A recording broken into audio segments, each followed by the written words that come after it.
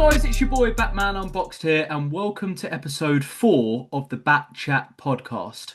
Today, our guest, Nigel Humphries, a fantastic artist whose work has seen himself land in multiple galleries.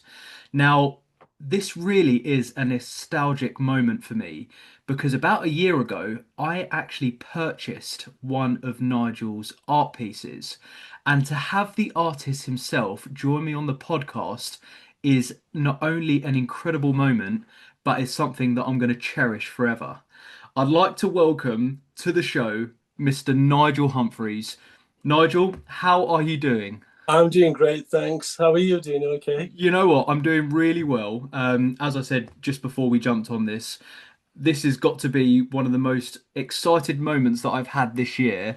Oh, Obviously, I've been following you for some time, and when I saw your art pieces at Castle Fine Art, which I know you do a lot of collaborations with, where I know you have a lot of your art on sale there, it was an instant pickup. I mean, I'm a huge Funko fan myself, and the artwork that you do with Funko illustrating drawings and paintings is literally goes like for me. So, if you don't mind me asking, while we're on the subject of Funko, where did this love come, and where did the inspiration, where did you find the inspiration to do your art style like this? well, first of all, thank you for the kind introduction. That's really kind of you. The inspiration came from well, it's I started. Ever since I can remember, I've always loved art and making things and drawing and that side of things. And in 2000 and say 2008 and 2009, I started taking it a bit more seriously and started trying different ideas out. I love still life. It's really appeals to me, that side of things. Yeah. So I started off doing sweets in glass jars and things like that when I started out. And then I moved on to vintage toys, like wind-up toys. And one day I thought it'd be a great idea to do a more up-to-date toy. And this would be about 2014, I think. So it was quite a while back. And I happened to have a Batman toy in the house. I can't remember buying the toy. It just appeared in the house, and I thought, wow, that'd be a great one to do.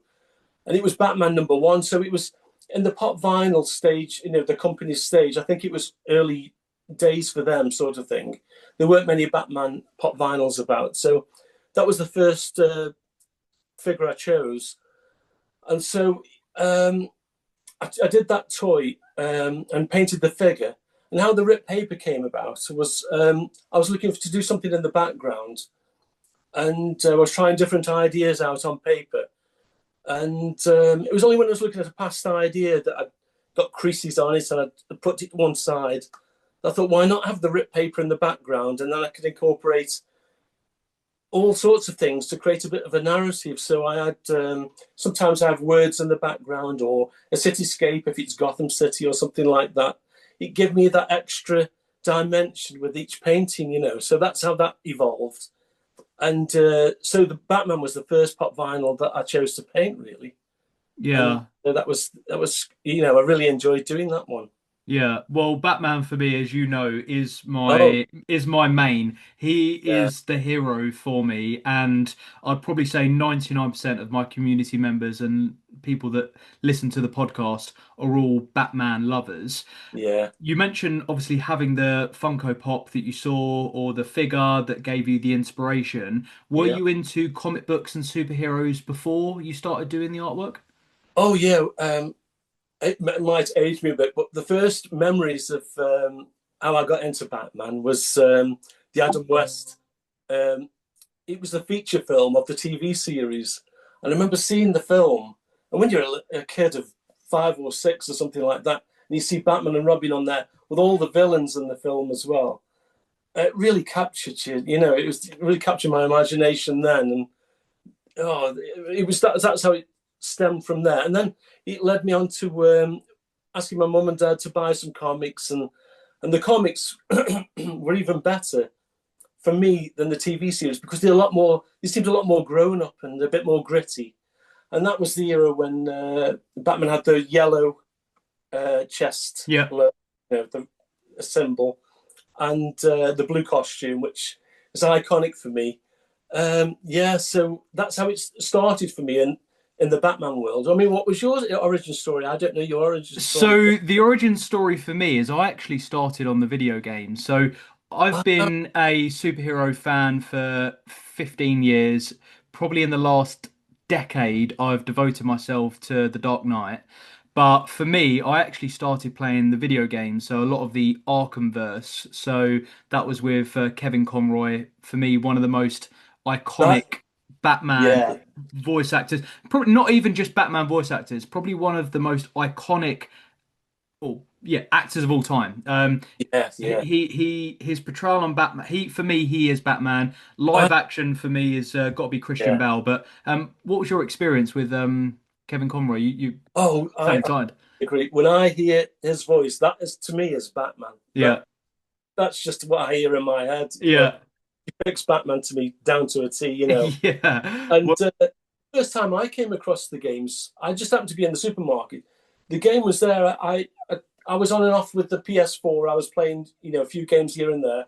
I saw the game there, and I just didn't know anything about the game. I just bought it on a whim and got home and played it. And I thought, oh my, this is amazing. I didn't mm, expect what I saw. From yeah. the graphics point of view, the game point of view, and his voice as well. It's just captured the whole feel of the Gotham, world, if you like. Absolutely, and not only is he Batman, he's also Bruce Wayne. He plays such a good character on both sides, Yeah, and the story that Rocksteady produced for Batman, obviously they did the Batman Arkham Asylum, Batman Arkham City, Batman Arkham Knights. The yeah. trilogy of games there are what really got me hooked Yeah. into this character. Oh, yeah. From there, it was watching the Batman trilogy from Batman Begins, Dark Knight, and Dark Knight Rises. Obviously, Yeah. great films. The Dark Knight is, for me, the greatest film of all time. Heath Ledger, Christian Bale. Yeah. Yeah. What obviously you mentioned Adam West there, and actually, if you give me 2 seconds, there's something that I wanted to share with you. Hold on. Yeah, sure. So I've got these locked in my cabinet, and these two pieces, and I thought that you would love these. Given you're an Adam West fan, and obviously I love collecting autographs, here I've got an official signed Batarang of Burt Ward and Adam Oh, West wow. from the Yeah. 1966 Batman, Yeah. Yeah. and I've also got Kevin Conroy as well. Wow. My one Yeah. Yeah. my one wish in life was that I got to meet Kevin Conroy. Obviously, the passing of him was Yeah. completely saddened for the Batman community, but what he's done, his legacy still Oh, lives on. yes. Oh, yeah. Definitely. Yeah. I S- mean, some people look at the Adam West stuff and, okay, it's a bit over the top. It's very colourful. But there's something about it that, it has something about it, doesn't it? It That does. it's own genre, if you like. Yeah. Yeah, it's just something about it that if the film came on today, I'd still watch it. Watch it. There's something about it. Yeah, Still watch it. all, all ages. Yeah, and it's Yeah. fun. Yeah, Yeah, one of my really good friends who I met on here, Lee, you may have seen him crop up a couple of times on liking your posts. He is a Batman 1960s era fanatic, and he recently picked up the Shakespeare head bust, which obviously he uses oh, to go into the yeah, Batcave, and I was looking at picking one of them up myself. yeah. But the one thing that I love about this community is that it's such a great place to be, and everybody has their own story on why Batman is their hero. Definitely. Yeah, I mean, there's so many iterations of Batman. His costumes changed all through the years. I mean, everybody's got their own idea of what they think that is their favorite Batman. I Yeah, mean, like the long ear cowl yeah. and the black costume. Some people like the short ears and the blue costume. I mean, I don't know if you've heard of the sculptor Diego Provin. No, I've not. It's Thiago Provin. And if you put Batman at the end and have a look on the internet, he does an amazing sculptures of Frank Miller's Dark Knight Yeah, influenced Batman. and it's just absolutely amazing. I mean, for me, that's my Batman. That's Yeah. he's stripped down to just a cloth costume and his utility belt and that sort of thing. And yeah, it looks amazing. You know, if you're interested in that, you should check that I, out. That I, I will do for sure. And one of the illustrators, Klaus Janson, who worked with him on that particular piece that you're mentioning, I've actually got his autograph. I met him at a convention, and he also does a lot of yeah, comic events. So next uh, time I am there, I'll be sure to meet him and grab his autograph. But you've done yeah, lots of work in the DCU. You've also done lots of work in the MCU as well. What yeah. would you say out of, I mean, it's going to be hard because you've done so many great pieces, but I can see behind you, you've got the Penguin and Ah, Batman, and you've also got the Spider-Man as well, just behind your head. oh, But right, yeah, that's yeah, and Green Goblin. yeah, that's it. Yeah, Yeah, they were at the pieces at the time. I was working on. Well, it's like a diagonal fight, if you know what I mean. So yeah, the penguin piece is a companion piece to your piece, which you've got there, the yeah, Riddler. And I really enjoyed doing that diagonal fight scene. So you've got Batman swooping down onto the Riddler. That's right, yeah. And then I've got the Penguin swooping down onto Batman on yeah, one, yeah. So it was yeah, nice dynamic and design wise, it was interesting to do that diagonal, if you like. yeah. So I did that with the Spider-Man ones, and I've done that with some others. But they were really fun pieces to put together. You know, all the detail and Yeah, the design side of things. It was a real joy, you know, to yeah, put together. yeah. Well, when I saw this piece, for me, and actually there are two pieces that you've done that I really like. You know my second one, which is the Joker heist squad, which Wow. I will be picking up. I am just waiting for the right moment to get a bit of wall space. But Oh yeah, you may have seen on my socials, but I'm in the process of building a new Batcave, which is going to be wow. coming in the new year. So I'm going to have a bit more space than this, but Yeah. it's so iconic this, and the detail Oh, is amazing. Where do you even start? You know, your inspiration and your creativity is endless. When you have a blank canvas, what where do you start? Do you think, right, I want to do something with the Riddler? Do you want to do something with a Batman? Do you start with a podium and then do you start adding the figures in? Do you mind kind of telling me about the story on, yeah. your creativity? When I start an idea, I'll do some thumb sketch, you know, thumb little tiny sketches of different ideas and different poses, and then it sort of evolves from there. Really, see the thing was as with the pop vinyl figures, as they're like a starting point, and then I'm a big fan of the Toy Story films. Yeah, I like to bring them alive. So I've got a figure. I was going to show you this. So this is really helpful, and if you, for anybody listening, it's a figure which is fully auto. You know, you can move all the arms and legs yeah, around. I use that to work out the different poses, and then I can sketch that out, and then I do a rough sketch of that, and then I'll do a more polished sketch, and maybe do a black and white charcoal of that, and help me to work out the lights and the darks, and then I'll do a very detailed outline, which I transfer to the canvas. So that's how the process of doing the paintings is. But ideas can come from anywhere, you know.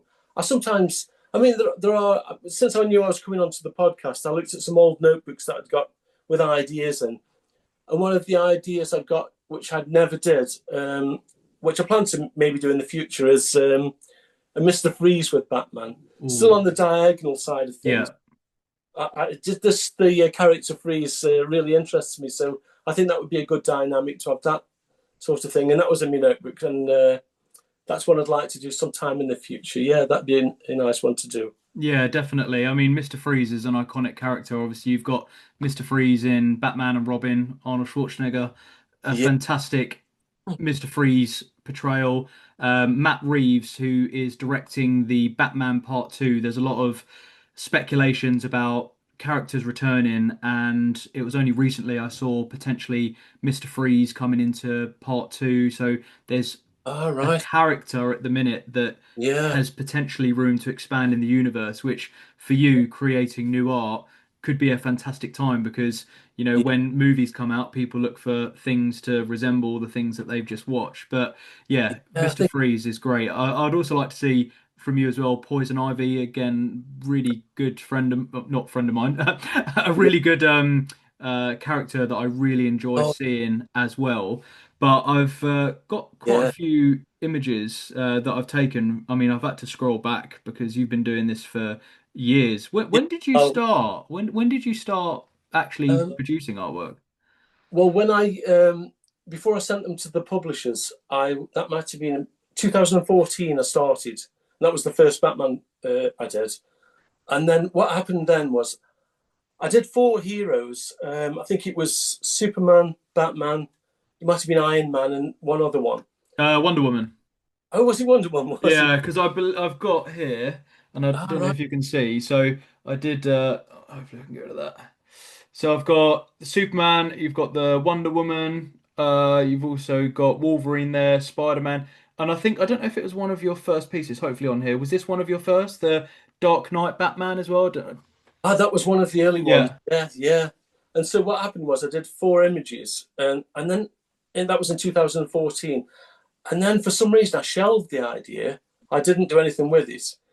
And it was only when I was moving house that my wife said to me, "What are you going to do with these paintings or images?" Had them scanned and had images made of them.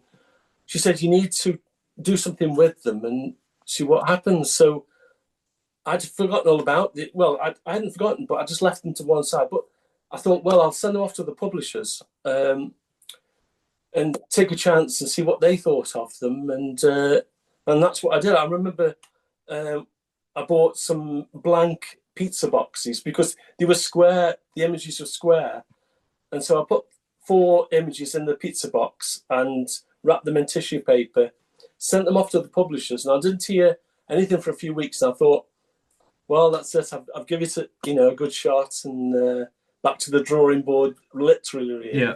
Um, but then out of the blue, I got an email saying we're interested in your work, and we'd like to see the originals, and we'd like to have a chat, and can you come along to see us? And it all went from there. Yeah. Yeah. So, and then that's when I had some all different heroes printed by them, and we started to produce a series every year after that. Sometimes it was a Gotham series, sometimes it was Marvel. I remember doing a Marvel piece. I'm not sure if you're aware of this, the Infinity War one Yeah. that sold out really quickly. It was the time of the movie. It was a great piece to do. It had all the superheroes around and Thanos in the center, and that was a great piece to do. Because with artwork, you never know how it's going to be received. You hope it resonates with people, but there's no guarantee with art. It's all personal preference. So Yeah. yeah, that was a I great to do as well. Yeah, well, yeah, when Marvel was releasing the Infinity War and Endgame, I think that for me was peak cinema Yeah, experience, and yeah, I can imagine that so many people wanted your artwork. But I watched an interview that you did. It might have been on Castle Fine Arts. Who am I? And they asked you five questions, and yeah, one of the questions that I really enjoyed listening to was about why. I can't remember the exact thing, but it was something about why does the audience like the work that you do? And you mentioned about that it takes the people back to their childhood or yeah, takes people back to things that they love. yeah, And it really does resonate with me as well because obviously not only do you do Funkos, I think you originally start doing you did sweets and then yeah, you're doing bears and you're doing stuffed animals. So yeah. your audience is massive. Did you do that before the toys, the sweets and the bears before the toys, or did that all kind of just come at once? Well, I did the sweets to begin with, but the bears are this year. I mean, the publishers wanted me to take a break doing prints of the pop vinyls for the moment and experiment with other kinds of toys. So the bears were this year, the beginning of this year, which I designed some bears and had them published. And the year before, I had the party animals with streamers on, and those were plush toys. Yeah. Well, I still have pop vinyls bubbling away under the surface. So I'm working on a commission at the moment, which is a pop vinyl, which is Marvin the Martian, which I'm really enjoying. So Yeah. I haven't let go of the pop vinyls completely. I still take commissions on and do some originals, Yeah. But for the moment, the publishers want to show collectors a different side of the toys that I can do as well, and explore. So it's nice to do a bit of both, really. Yeah, it is, and I constantly see your work. There's many different castle art shops. There's some in London, Birmingham, and every time I go in there, I specifically look for you because you are my favorite artist. So Wow, thank whenever you. I see your work, it makes me excited, and I always think, what can I buy next? But there's lots of stuff that I need, and as I said, once I get a bit more wall space, I'll be picking up a few more prints. But obviously they're taking the conversation back, I'm always interested to know the origin story Yeah. and kind of when you grew up, what got you into art, and thinking about who inspired you to become an artist. So thinking the first, well, taking it back to the first question, what was it like for you growing up? When did you realize that you had this talent for art? Well, like I said before, as far as I can remember, I always loved drawing or painting or creating things, anything creative. It really had a draw for me. And when I grew up, what I can remember was there was things like, well, the main things when I was growing up was either dinosaurs, monsters, superheroes, things like that. So I remember films like Jason and the Argonauts. Are you familiar with that, Joe? I am not, no, but I was literally about to load it up on my iPad, and that was Yeah, Jason. and the Argonauts. Yeah, it's such an iconic film. It was in the '60s, and I must watch it on a repeat. But the effects that they had at the time were just absolutely amazing. I've got it. I've You might seen this. It's recognize got a big that's it. that I remember. I remember. Yeah, Yeah, yeah. it's I mean, the something skeleton. my dad used to watch. I remember it. Yeah, the fighting skeleton scene is so iconic. Yeah, Even now you could watch it now. I mean, obviously the graphics aren't the same, with all the CGI now, but the stop motion animation then, it still appeals today. It's a bit jerky, obviously, but it also makes the monsters eerie in some way. yeah, It's a great film to watch. It's like I say, the film, the effects aren't the same as today, but yeah, some of the scenes are so iconic. Like I say, the skeletons and that big metal yeah, statue. Yeah, yeah, brilliant. yeah. So that was the stuff I was watching as I was growing up, and of course there was Planet of the Apes and things like that. And yeah, there was so many fantasy things that was influenced me, and I was into dinosaurs. I'm still love dinosaurs and have books on dinosaurs. So yeah, that's influenced me, and I loved anything that stirred your imagination and Yeah. that side of things. So that really influenced me and doing imaginative things. And uh, my last exam at school, I did art, and I remember the last pieces I did was flying insects with engines on and a war picture sort of thing. And that was my last exam piece. So that's how my mind was working then, Yeah. all those years ago. So yeah, I love imaginative stuff. I love doing something a bit quirky, which is why when I choose still life, I do sweets and things like that, something a bit different. Yeah. So that's why the pop vinyl stuff appeals to me, and the stuff I'm doing now appeals to me because you're sort of pushing the boundaries and bringing them to life, which is I Yeah. love doing that. Yeah. Yeah, yeah. Well, I mean, everybody that can see, and after I do the edit on this, I'm going to post some pictures up of your artwork to let the audience know Oh, thank you. what's out there and available to purchase because you're not just a one trick pony and you don't do one particular art style. Everything obviously when you look at it has got the Nigel Humphries feel about it, Oh, which is thank you. amazingly it's amazing to have that unique iconic art style, but obviously you do Funko sweets toys and everything. But speaking with you, you are extremely humble, and I know how much art has influenced and changed your life and the passion that you've got for it. At what point, or if you're still working towards it, have you thought I've kind of made it really? And everything that I've dreamed about when I was a kid, to watching the movies, to then drawing the pieces, to now being in one of the most pristine, well-known art galleries across the Yeah, country. yeah. At what point did you think, Nigel, I've done it?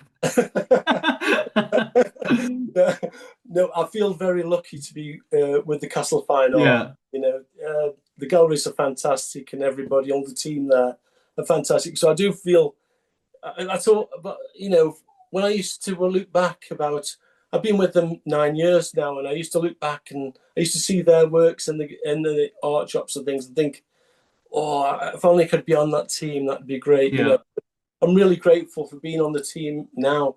Um, but I always think I can keep pushing myself and trying different things and experimenting, and that's I sort of do get a bit twitchy once I've been on something for a little bit, yeah, which is the beauty of the pop vinyl, because I could change the subject matter. And as you saw from the first ones were very traditional. The figure standing there with the rip paper, but then I wanted to push it a bit more and get them more animated, get them fighting, see what sort of designs I could do with them. And I just love pushing it a bit further, see what you can come up with. And yeah. so, yeah, I'm still pushing and trying and keeping going and see what I can do, in the future. Yeah, well, I know that there's lots more to come from you, and obviously mentioning some of the pieces that you're working on. I know lots of people are going to be excited to see what's coming. But one thing for me, and hats off to you for this, but being an artist comes with also being a perfectionist. Uh, How do you wow. Yeah. submit your artwork and think, right, I'm finished now? Because I've got quite a few art friends, and they say that once they finish something, they step back and think, right, I'm going to add this here. Then Uh, they look at it, I'm going to add this there. How do you yeah. stop yourself and go, Nigel, that's enough, it's finished, and I'm submitting it? Yeah, no, that is a tricky one. I am a perfectionist. A lot of artists are, and it's a bit of a curse sometimes, because you're never fully satisfied with each piece. You might think, oh yeah, that's great, and then you only have to look back and you think, well, maybe I could have just done this or that. You always seem to be tortured and think, well, I could have Hmm. a bit further and done this, but that's just the nature. That's just different artists, and if you like that, it can be a curse sometimes. Yeah, Sometimes my wife will say, "It's there. You've hit it there. You don't do any more," sort of thing. yeah. I have to stop. Whereas I could keep going and just add in little bits, and yeah, it just drive you mad. Yeah, Yeah, absolutely. And obviously, the more practice that you put into it, the more techniques you learn. So yeah, when you then look back at your older pieces and you thought, yeah, oh, I wish I'd have done that. I wish I'd have done that. But yeah, yeah, every piece that you've done has led you to this moment. So that's the way that I look at it, to yeah, say where you started to where you are now, yeah. every piece of art is getting better and better. That's right. Yeah, it's a journey, really. You're always evolving all the time. I'm learning all the time. I'm using techniques now on the paintings that I wasn't using 5 years ago. You're slowly evolving and keep changing. And I love looking at the old masters. I've got books, and that's how I started off before I started taking it seriously. I used to grab handfuls of as many books as I could from the library and take them home, study their work, see what effects they were doing, how I could incorporate that into my work. So Yeah, yeah, I think you're always evolving and learning as you go on, and like you say, if you've got a style that people can recognize, that's great, but you can just add a bit extra, just maybe a bit of impasto and thicker strokes and more, yeah.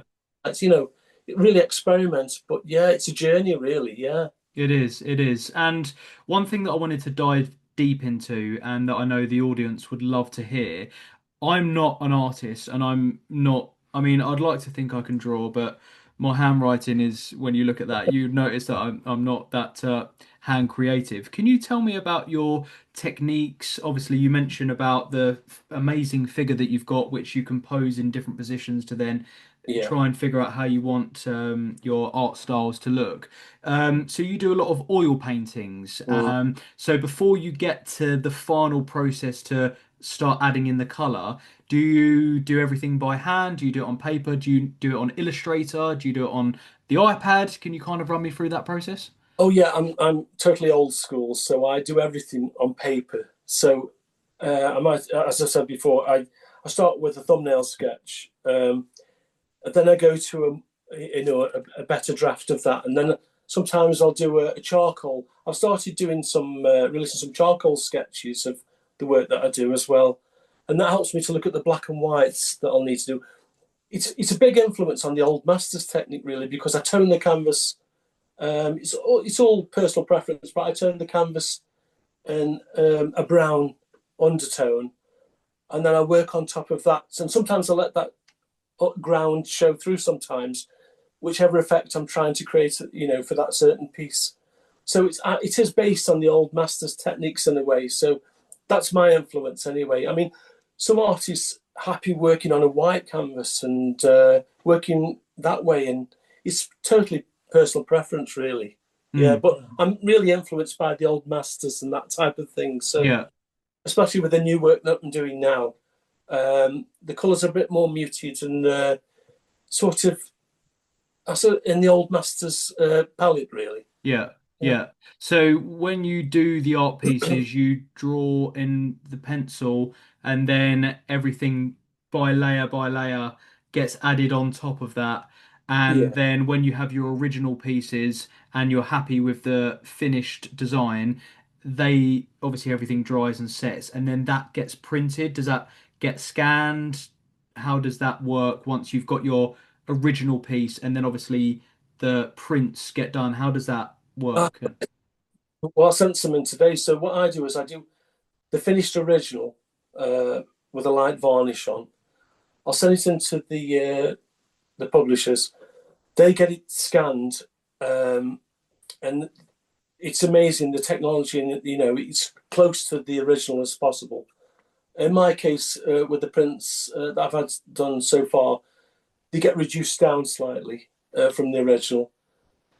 Yeah, but then they get sent to the printers, and that's it. But like I say, the attention to detail that Castle Fine Art put in to getting the colour right and the whole feel of the painting compared to the original, it's amazing what they can do now. Yeah. Yeah, So it that, is. yeah, It is. And yeah, when I've seen your original work versus the print version, it's almost like you can't tell. Obviously, having an original Nigel Humphries in my setup is what I'm going to aspire to acquire at some stage. Maybe I might even get you to do me a custom piece of me as Batman as a Funko Pop, which would be lovely to have in the collection. But obviously, you've got a lot of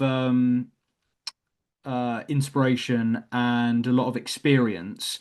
Some of the artists that I've been in contact with, and a few people have asked me questions to ask you, is on the motivation front and on the ability to believe in yourself. mm. Some of the content creators and artists that I speak with might do work but never show it and never Yeah, believe it's yeah, good enough. What advice would you give to people that are new artists that are looking to yeah, break into this field? Would you just say release it and see what the audience reaction is? What's kind of your yeah. what to I say to them? understand that point of view. I was the same, which is why I shelved that idea for a couple of years because you always have that self doubt, and that could be a curse sometimes because um, you need to get your work out there to get some feedback. I mean, at the time when I did the sweet paintings, I did enter open art well, not competition, open art exhibitions where all different artists would enter that exhibition, get judged by a panel to see if you could go into that exhibition. Sometimes I was lucky, sometimes I wasn't, but at least you got some sort of feedback. And Mm, it is a hard thing to do because you're putting your stuff out there, and it's always a scary moment when you put your stuff out there. I mean, I put uh, new experimental pieces out there, not pop vinyl, and you just don't know. You hope they resonate with people, but you never. There's no guarantee, and does take a lot of courage to get your stuff out there. I totally understand that. Yeah, Mm, I've felt that myself. Really. Yeah. mm. Yeah. And I suppose the beauty with that, sometimes on the flip side, the pieces that you put out there that you think people might like it, might not like it, and you might get feedback on it. And you think, I'm really surprised how well this is going. Or Yeah. obviously, Yeah. there are probably pieces out there that you submit and you think, wow, the audience love this. Yeah, that's you can't always think on the negative. It could be a great positive. You could get some great feedback of work that you didn't expect. Really, it's very art's a very funny thing. It's a very personal thing. There's no guarantees with any artwork. You can't sort of have a magic formula which will work across the board. It's very personal to that individual. And so yeah, you just never know with art. It's a funny business, really. Yeah, but with all artists, I mean, if anybody's starting out, and from my own experience, what I would say was, you have to paint something that you're passionate about anyway, what you love. If you don't do that and you try and paint what you think people will like, it won't really show in your work anyway, and also you'll run out of steam because your heart's not really in it. So the first thing I would say was paint something you really like doing anyway. Secondly, I'd say build a good portfolio. Um, Keep building that strong portfolio up, because I believe that luck plays a massive part in anything that you do, whether it's writing books or anything like that, illustration, art. But when luck comes along, you've got to be ready. So if you've got that strong portfolio there, you can Mm. strike while knocks at your door, sort of thing. And then lastly, I would say be tenacious. You've got to keep going. You're going to get knockbacks. Everybody gets knockbacks, and you have to learn from it. Dust yourself down, pick yourself up, and carry on. I mean, people like Stephen King, J.K. Rowling, they had rejection letters, as far as I can gather, with their work. And it's all part of the learning curve. But you have to just keep at it, and that's an easy thing to say, but it's a hard thing to do. But especially when you've had some rejections or some bad things, about your work. But yeah, the hard thing is, if you can keep going, luck will find you, and then Mm. something will happen. Yeah, Yeah, I honestly believe that, and obviously you mentioned about the rejection thing. That I just think you're only a few rejections away from getting a yes, and it's just about yeah. putting yourself Well, out there. that's definitely, you just don't know what's around that next corner. And if you do get a rejection, or you don't, you enter an exhibition, you don't get in, or if it's an open art exhibition, um, you can reevaluate your work and try a different strategy, maybe tweak a few things, and then carry on and go ahead and try something different. Or as long as you're passionate about it, it'll always show in your work anyway. So Yeah, yeah, that's what I I believe anyway. That's my personal experience anyway. Yeah, well, I mean, people are going to really resonate with what you're saying, and obviously speaking to somebody who's had that rejection and has come through the other end to be extremely successful, gonna love that story. And I think that what a lot of people need to understand as well is that if pieces don't go the way that you want, or you don't get the feedback on it that you were hoping, Yeah. listen to the constructive criticism, Oh, because I always think that you should listen oh, to people, yeah. but also as well, you should, if you passionately believe in something and you heart and heart think this is going to work, also Mm, stick to that as well. But, yeah. feedback, I think, from other people is also really good on how Oh, that yeah. can progress in. But Yeah. for artists that obviously want to break the space, what advice would you give them in terms of, they've got a portfolio now, they've got maybe people that follow them on the socials, and they want to break into the galleries, they want to, get their names and their paintings out there. What kind of steps do people need to take to, you know, break through, really? Yeah. I mean, different artists, publishers or whatever, whether it's comic art or anything like that, they all have their own submission process. what I do is research what that process is. If you want to be a comic book artist, research what their criteria is for entering work, and study that really before you go any further. So, if you want to be a comic book artist, I don't know what the process is for Marvel, DC, or all of those publishing companies, but I would make sure you follow their guidelines because I imagine, like all publishers, they get submitted loads of work anyway, and they won't look at anything that hasn't been submitted in the correct way. So get that right first. And sometimes publishers have certain times of the year that they accept public, submissions. So look into that as well. But yeah, the important thing is to get your work out there as best you can. I mean, I admire all artists who do the work and the social media side as well. Mm. That's a really hard thing to balance. I couldn't do that. I'd have to have somebody to help me with that. I mean, luckily I've got the publishers to do that side of things for me, which is fine. It leaves me to do the painting side. But I really admire anybody who can do both sort of things. I mean, some people are happy to do their own thing and sell their own artwork online and do it that way. There's so many different ways of doing art and getting your work out there. You don't have to rely on a publisher. You can do it yourself and sell work on Etsy or whatever platform you choose. Mm. There's so many different avenues you can choose. Yeah, but just to explore different what suits you really as an artist and what you feel comfortable with. That's the main thing. Yeah, well, there's so many, I mean, especially in this day and age, there's so many sites that you can sell art on: Etsy, Yeah, eBay, maybe Vinted. I don't know what where people sell art yeah, nowadays, but there's so much out there. And you say the social media as well. I think a yeah, big part of people's brand and identity in this day and age, and getting a name for yourself, I think, yeah. is sometimes as important as the artwork. But coming with that on the social media, I also think that that is also a full-time job. Oh, I'm also finding it at the minute where I'm trying to build up my own, personal brand and, expand it into yeah. podcasts.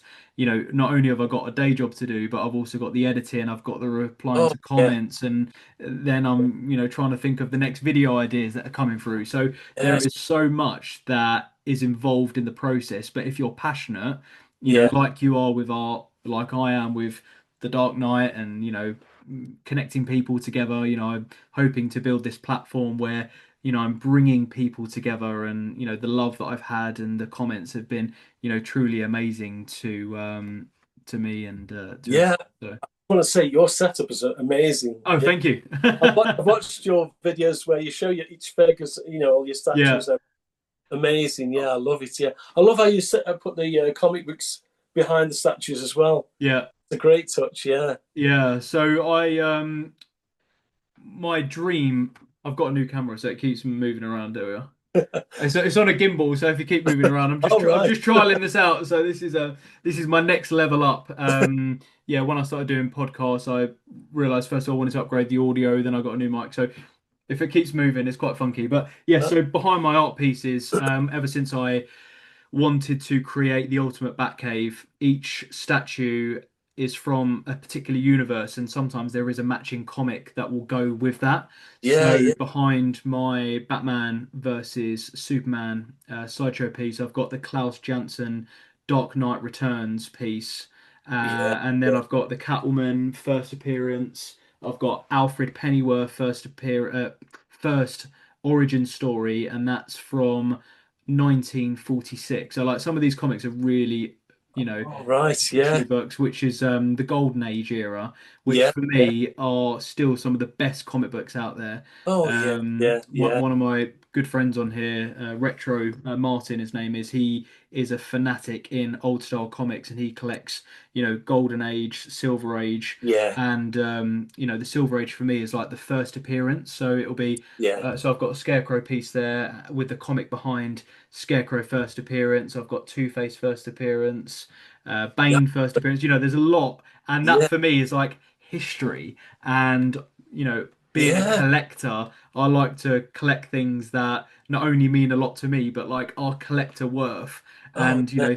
these comics are like 60 years old. amazing to have, and I hold them, and I think I can't believe I have this piece I of know. figure in my hand. Yes, yeah. I But mean, yeah, yeah. Sorry, I'm praying that they do bring out an omnibus of the '60s, not the '60s, but the '70s era, yeah. the Neil Adams. Yeah, yeah, yeah. That'd be amazing. Yeah, it Yeah, would be. It would be. It would be. But yes, no, I really appreciate the feedback on the setup. I'm hoping maybe if I turn that, oh, anyway, keeps no, moving around. amazing. So, Yeah, but no, I really honestly do appreciate the feedback in the setup. I'm constantly doing, room updates and changes to the setup because, as you say, being a perfectionist, sometimes I walk in and one day I think, oh, this looks really good, and then when I go through, I'll be thinking, oh, that's there, but I can't actually see the Funko Pop behind it. So if I move that there, yeah, and yeah, then because I move that, I go, oh, well, that looks all right now there, but then I have to move this around. So yeah. I've got a couple of big changes happening in the setup. Right. Yeah, And in terms of feedback, I have been asking, the community what changes should I make. I've been yeah, given some good recommendations. So all my cabinets at the bottom, where I've got my Hot Toys figures. I'm going to be changing all them around, moving some statues. I've got some new pieces coming.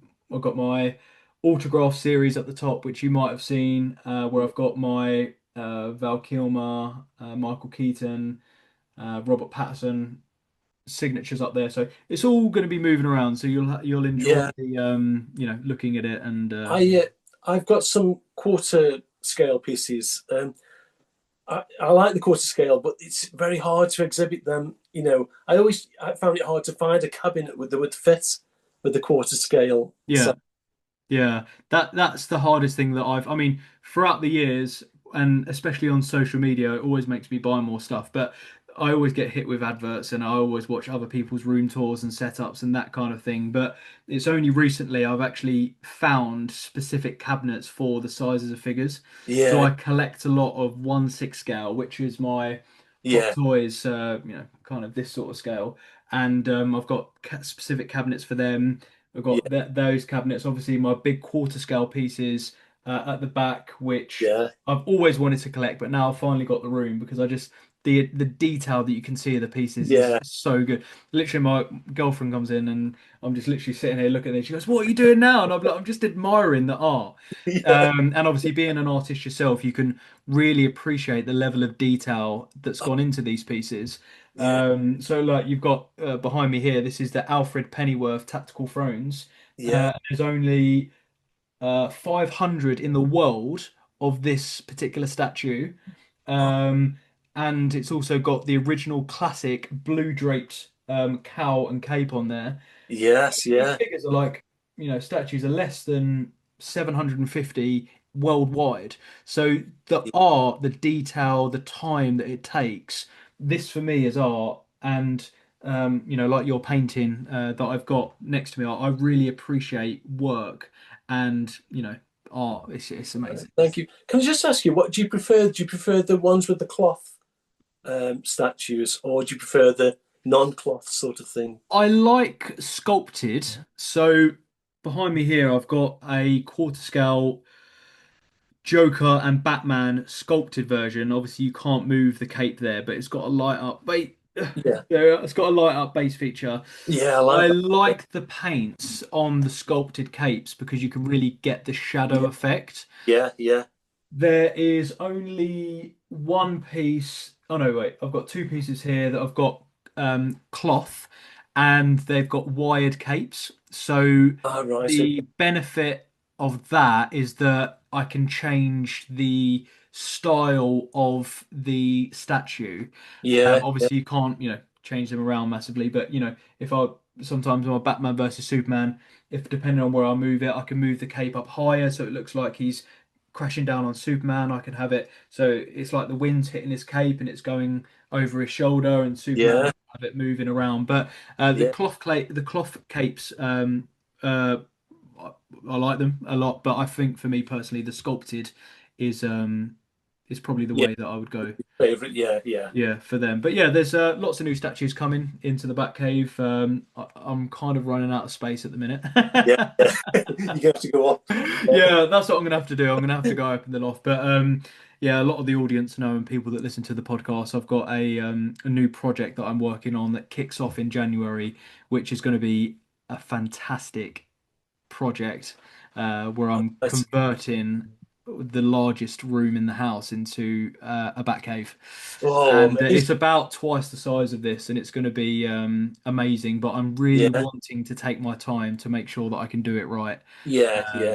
because Fantastic. Yeah, it's I look it's forward it's to seeing important. that. Yeah. Yeah. But look, thank you so much for joining anyway, and it's Oh, you're great welcome. to learn about your story, learning about your passion, giving techniques and tips to upcoming artists.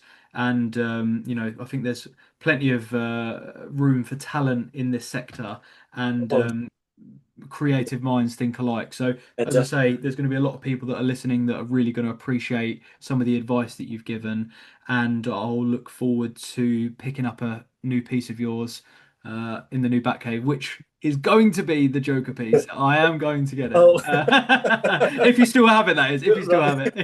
Oh, I've got it somewhere. Yeah, Yeah, yeah. lovely, lovely. But, Well, look, appreciate you joining anyway. Any questions for me? Anything else you wanted to ask me? um, no, I think that's it. I think. Yeah, if Yeah. anybody wants to find out about my work, just visit Castle Fine Arts website and type my name in there, and Yeah, see the back catalogue of all the things I've done in the past. yeah, Or here is Castle Fine Art Gallery. The gallery staff are great. Really knowledgeable about all types of art, and yeah. they'll answer any questions that anybody has about my work if anybody's interested. Yeah, Yeah. yeah, absolutely. Well, that was actually the last part that I always try to add in. So Oh, to find you on the socials, right. your Instagram is I think it. yeah. So I've got it here. So your Instagram, and I'll word it correctly, is Nigel Humphries Artist. So that's NIGELHUMPHRIES Artist, ARTIST. So you can find him on Instagram and via Castle Fine Arts. And as Nigel mentioned, the team over there would be happy to help and assist Yeah. with all questions, inquiries that you have. But all of your current available pieces, are they on Castle Fine Art? Are they anywhere else that Yeah, they're all on the website. all on the website? Current work, which is like different than from the pop vinyl, but still toy based. Yeah, Yeah, and like I said, all the galleries they've got 40 up and down the country, so there should be one nearest to everybody yeah.